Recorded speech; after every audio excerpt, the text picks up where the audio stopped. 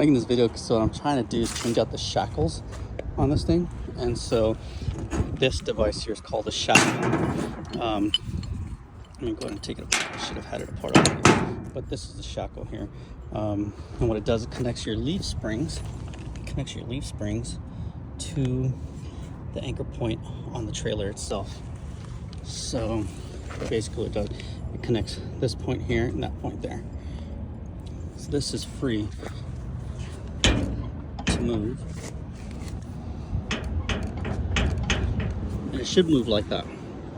And when the trailer goes forward or backwards, the shackles allow a little bit of movement. But I noticed that these things are frozen. They're so frozen, you can see that it's just in there. So whoever put these shackles on, these are probably the correct shackles, but the problem is they use the wrong size bolts. So I actually had to cut the head off of this bolt. This is the nut actually came off, which would not have mattered because I don't know if I would have been able to take the shackle off, but the nut actually came off. And like I said, there was a bolt head here, and I used a grinder to cut it off. This happens to be the Milwaukee 2980 something. Shoot, I don't know what size this is, but this has a rapid stop, and so I think this is the biggest one they offer as far as the M18 is concerned. But it's supposed to be able to hold a 6-inch disc on it to grind. And so this happened to be a 14-inch disc that is now only about 5 inches in diameter, but it used to be 7 inches long in each direction, right? About 13 actually, because it's 1 inch from the center. So, or 6.5 rather, in each direction. But that's designed to hold an entire diameter of 6 inches. But anyways, I love that thing. I don't know if I still have the old one that I have. I don't remember. But Milwaukee, obviously, everything. Love it. Let me see. This happened to be a 7/8 or 22 millimeter. And then the smaller bolt, which is this head. Oh, well, actually, the nut on this end, which I misplaced. I don't know what I did with the nut, but that happened to be an 18 millimeter, and it's going to be the 13/6. I'm sorry, the 7/8, 14/16, 22 or 7/8. I can't see what I did with the nut. Well, the point of the video was to show you what I did to take off these shackles. So this thing is on there. It's rusted in place. I just cannot remove it. And oddly enough, this leaf spring seems to be different than the one on that side. And I don't know if the leaf spring on this side is actually different. I don't know if somebody changed out the leaf springs. So you're supposed to be able to tell by the diameter. You see how thick that tube is? This is like a 4,500 pound axle. The 3,500 pound axles are generally square, but that happens to be maybe a 2.5 diameter axle, the shaft itself, the round part. And so you can Google it, and that'll tell you what the weight is, what the weight limits on that is. So, I'm not really sure why that diameter over there is so much smaller than this one here.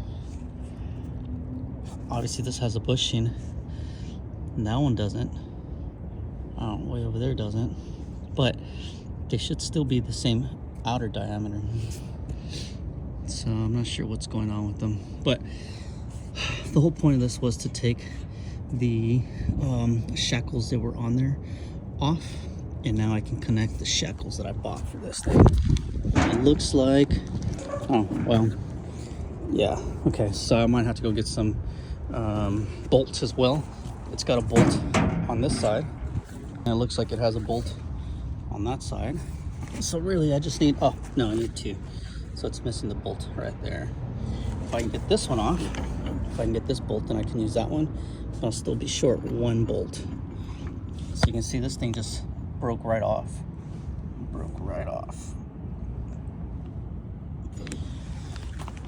And the same thing here. This thing is just frozen to the bolt itself, and so was this. You can see it's just rusted. Those clear spots that were sheared off, it's because I had to get the hammer, and this was on this side, and I got the grinder and I just ground this thing. The bolt was on this in this fashion, and then I just got the grinder and I just ground it back and forth, and then I banged it, and I was able to see just a little tiny little black circle, the silhouette of the circle. And then what I did was I heated it up as hot as this propane will get. I think it only gets up to like 400 degrees or something. I really don't know what the temperature on this thing gets to, and I don't see that it says it on here. This happens to be MAP gas. So I heated it up, and then I banged it again, and finally it came off. I guess it expanded it enough to do that, but I still have to take this bolt off. I don't know I'm going to do that. I'm going to have to stick something in there and bang on it from the inside and get that out, but I'll get the shackles on. I do like that it's got the bolt heads, or I'm sorry, the retention bolts or holes there. That's for your wheel covers, and so a set of pair of wheel covers is like $100 or so. If 80 if you don't get the diamond plated ones. I do like that this is a tilt trailer, so you can get a little lawnmower on here. It's all made out of metal, so it's pretty heavy duty. I'll power wash it, and then I'll just spray paint it black. Take the wheels off and spray paint it black. It's got the grease cap on there, and this one has a grease cap on it too, so that's fantastic. And then I did buy a whole new set of lights. If I can't get that one to work, I'll just put a new set of lights on it. They've got wires, which is really nice, so I can run the wires down to it. That's really it. It doesn't have a ramp on it because, again, it's a tilt trailer, so this thing will just tilt onto the ground, and you can just drive whatever you want onto that. It'll have a little bit of lip. See, I don't have the lip on it, but it'll be all right. Anyways, that's what's next, the shackles.